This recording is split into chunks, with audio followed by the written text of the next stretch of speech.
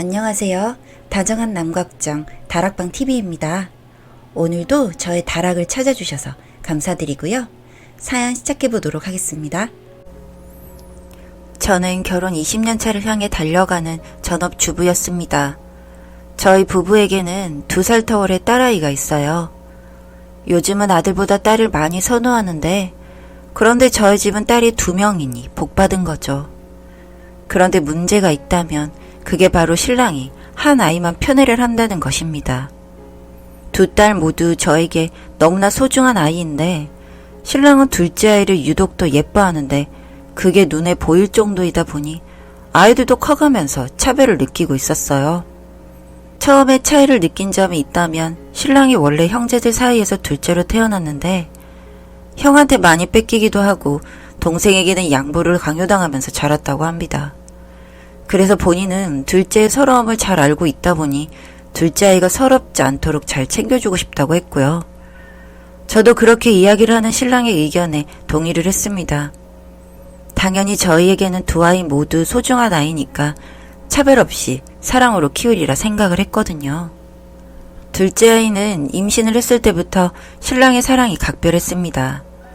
첫 아이 때보다 둘째 아이 때는 조금 소홀하기 쉬운데 신랑은 그러면 안 된다고 하면서 퇴근 후에 늘 맛있는 과일을 사다 줬고 제가 불편한 게 있을까 더욱 신경을 써주고 특히 아이용품 같은 걸 많이 사왔었어요. 둘째라고 언니가 입던 걸 물려 입으면 안 된다고.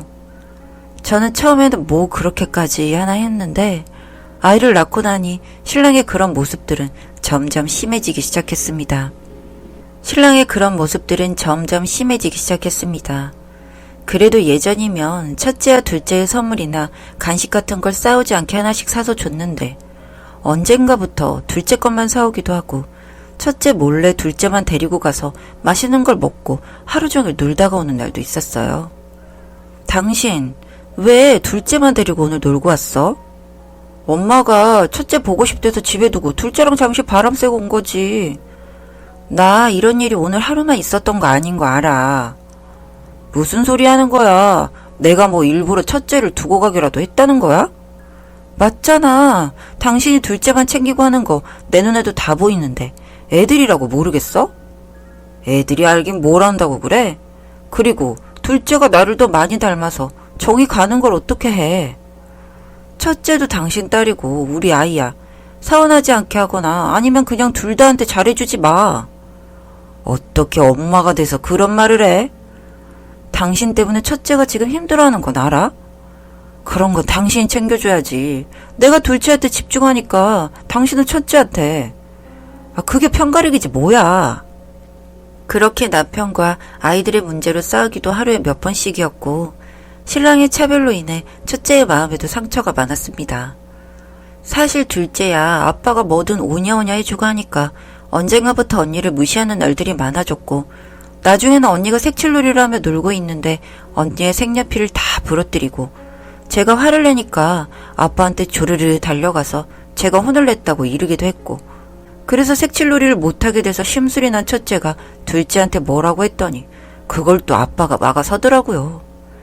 결국 그날 첫째만 동생한테 양보하지 못했다고 혼이 났고 저는 첫째를 달리고 신랑과 그날 저녁에 또 언쟁을 높여서 싸웠습니다. 그 싸움을 지켜보던 아이들은 울음을 터뜨렸고 저를 때리려 하는 둘째와 그걸 막으려는 첫째를 보면서 그날 저도 모르게 펑펑 울어버렸습니다. 신랑의 차별이 마치 저희 집에 선을 그은 것처럼 편이 나눠진 느낌이었거든요. 그렇게 신랑은 차별을 줄여보겠다는 약속을 그날 받아냈는데 그동안 신랑이 아이를 너무 오냐오냐 해서 둘째는 이미 언니를 자기 하녀라도 되는데 생각하는 것 같았습니다. 너는 내 하녀야. 아니야, 내가 언니야. 너는 언니 아니야. 그냥 하녀야. 아니라고 했잖아. 아빠한테 이르기 전에 조용히 해. 정말 귀를 의심하는 대화였습니다. 둘째가 첫째에게 아빠에게 이를 거라며 협박 같은 말을 하고 있고 첫째는 부들부들 거리며 애써 참고 있었어요. 그래서 제가 아이들에게 다가가는데 둘째가 첫째 발에 사인펜으로 낙서를 하고 있었고 그걸 보면서 첫째는 눈물이 그렁그렁 했습니다. 아빠한테 이른다는 말이 무서웠나 봐요. 그리고 집에서도 아이들도 본능적으로 아빠가 엄마보다 더 무섭다거나 세다는 느낌을 갖고 있는 것 같았습니다. 그 자리에서 저는 둘째 아이를 혼냈고 둘째는 아빠가 올 때까지 한마디도 안 하다가 아빠가 오니까 쪼르르 가서는 제가 낮에 혼낸 이야기를 하더군요.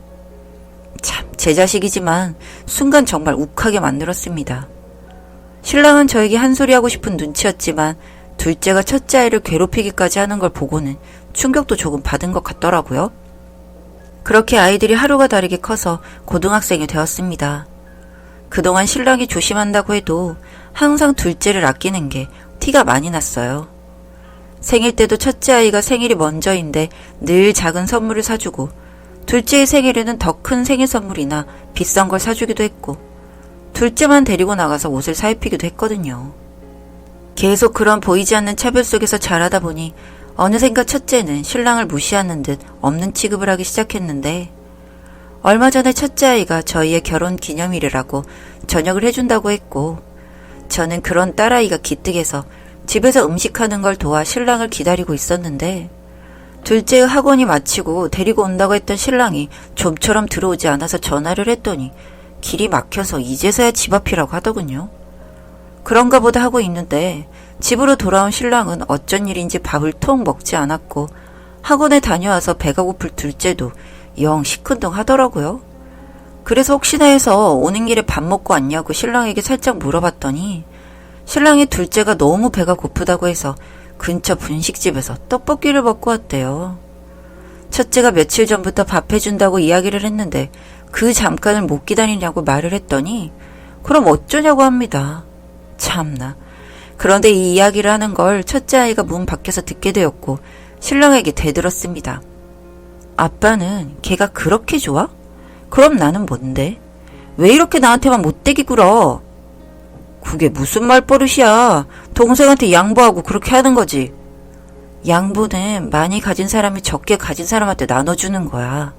걔가 나보다 뭘 덜 가졌는데? 내가 모를 줄 알아? 아빠가 나 모르게 뒤에서 동생한테 용돈도 더 주는 것까지 알고 있어. 그 필요한 게 있으니까 그런 거지. 지금 아빠한테 대드는 거야? 아주 어렸을 적부터 그랬고 그래서 쟤는 나 언니로도 생각 안 해. 이게 다 누구 탓인데? 첫째 아이의 울부짖음에 신랑은 딸아이에게 손찌검을 했고 저도 딸아이도 너무 놀라서 벙쪄 있었습니다. 그리고 들려온 말에 저와 딸은 더 어이가 없었던 것 같습니다. 신랑은 방을 떠나면서 이러더군요. 이래서 첫째란 것들은 안 돼. 라고요. 이게 무슨 개소리인지. 그리고 딸아이는 아빠가 살고 싶지 않다며 차라리 할머니 집으로 보내달라고 저에게 울면서 빌었고 저는 그런 딸아이가 너무나 애처로웠습니다. 그렇게 한참을 토닥이고 있는데 뒤에서 둘째가 연병한다고 혼잣말을 하고 들어가는 걸 보고는 더 이상 이렇게 살 수는 없다고 생각을 했습니다. 한 집안에서 이게 무슨 짓인가 싶었고 정말 저 역시 지겹고 지글지글했거든요. 그래서 저는 신랑과 이혼을 하기로 마음먹었습니다. 종종 저에게 손을 들어올린 적이 있었는데 딸아이가 맞을 때도 곁에서 아무것도 할 수 없었다는 게 너무 바보 같았고 신랑과 함께 지내기에는 큰아이가 너무나 위태로워 보였으니까요. 우리 이혼해. 뭐? 무슨 말도 안 되는 소리야? 엄마 없는 애들로 키우자고? 아니, 아빠가 없는 애들이지.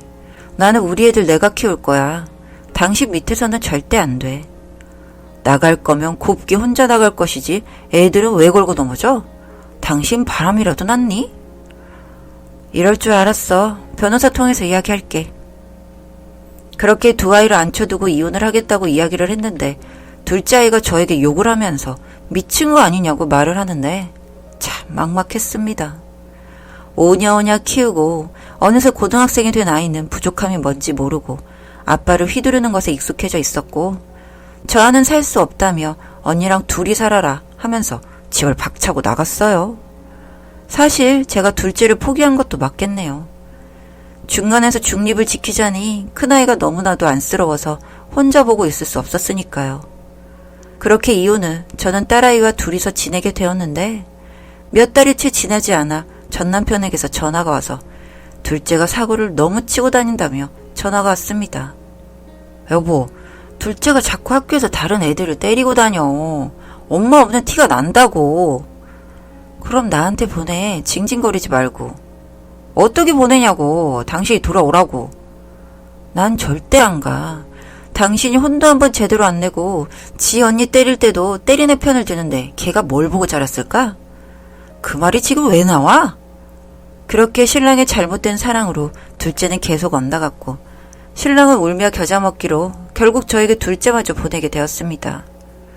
두 아이와 함께 강아지 한 마리를 키우고 있는데 둘째도 강아지를 키우며 책임감을 갖기라도 한 건지 살뜰히 챙겨주고 저희는 이제서야 제법 안정을 찾아가고 있습니다.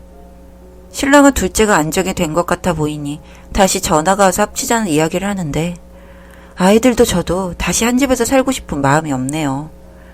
아직 두 딸은 사이가 서먹하긴 하지만 그래도 서로 많이 참고 이해하려 노력 중입니다. 이제 내년이면 둘째도 대학에 들어가는데 시간이 어쩜 이리도 빠른가 싶네요. 커갈수록 자매 의정이 더 돈독해졌을 텐데 어려서부터 잘못된 환경 속에서 자라 첫째도 둘째도 모두 상처만 남은 것 같아 아쉬운 마음입니다. 나중에 신랑이 그러더군요. 자신이 저와 재결합하고 싶어 상담을 한번 받아봤는데 어릴 때부터 첫째 형으로부터 받아온 차별과 상처들로 인해 삐뚤은 마음이 생겼고 이건 계속 상담을 받고 치료하는 게 좋을 것 같다고 했다고요. 이 이야기까지 듣고 나니 누굴 탓해야 하는 건지 그저 상처 없는 부모 밑에서 평범하게만 자라는 것도 큰 복이라는 생각을 해봤습니다. 여기까지 제가 두 딸을 키워온 이야기 들어주셔서 감사드리고요. 이런 비슷한 상황이셨던 분들 어떻게 극복하셨는지 조언도 부탁드립니다.